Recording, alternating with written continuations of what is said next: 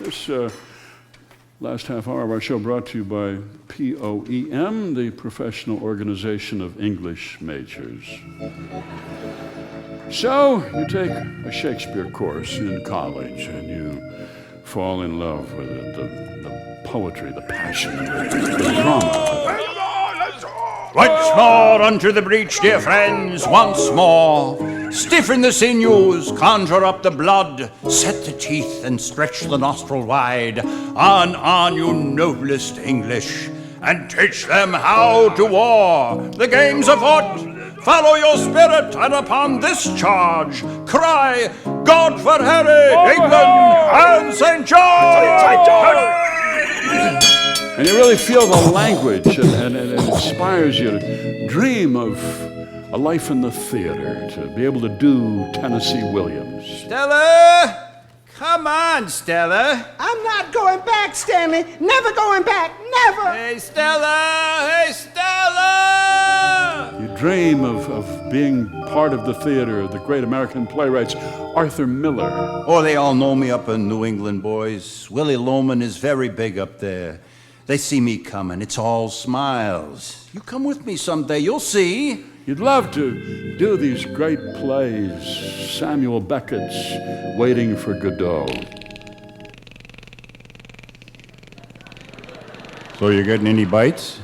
I don't think so. You? Nothing yet. Same here. Should we stay here? Could do that. What do you want to do? It's up to you. You want to find another spot? Maybe we just need a change of bait. To minnows? Don't have any minnows. Neither do I. So you start trying out for parts in the theater, but you never get one. You try out for musicals. 76 strikes! Sorry. You try out for David Mamet. What are you going to do? What are you going around circles for, huh? Wait, don't interrupt. I'm talking. I want you to mow the grass back and forth. Back and forth, straight lines, no circles. Straight, no checkerboard. Back and forth, straight. You get me? You know what I mean by straight, do ya? Thank you. Next. Oh, you try out for The Wizard of Oz. I'm Melody. Next. All you can land is this cable access children's show that airs on Tuesday mornings.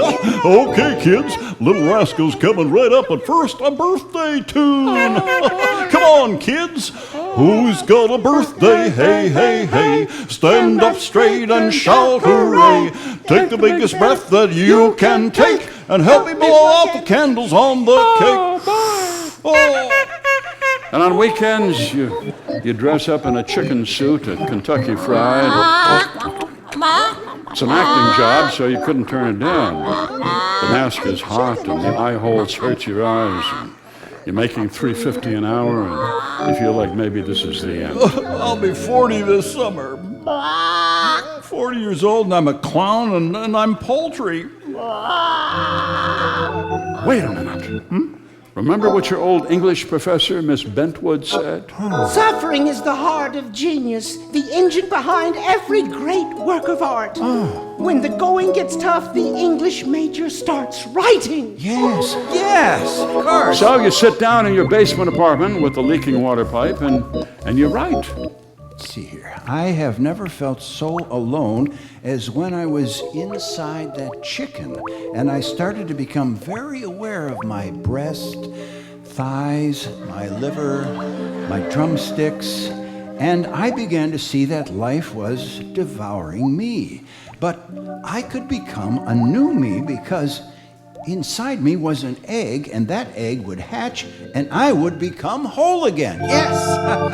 And your memoir, The Egg Within, is an enormous success. Yes, my next guest is the author of the #1 New York Times bestseller, The Egg Within, Mr. Tom Roswell. And over you tell your story. Well, performance was a disguise for me. I wanted to be an actor so that I could escape who I was. But when I became a chicken, that was when I began to discover myself. And so you, once a failure, now you're able to buy that sheep farm in Vermont you've always wanted.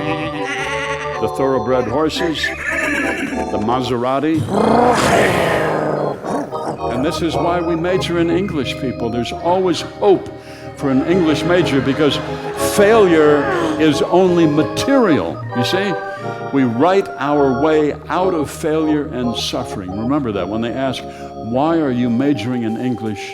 Tell them. Because I want to experience abject misery and suffering, so I'll have things to write about. A message from the Professional Organization of English Majors.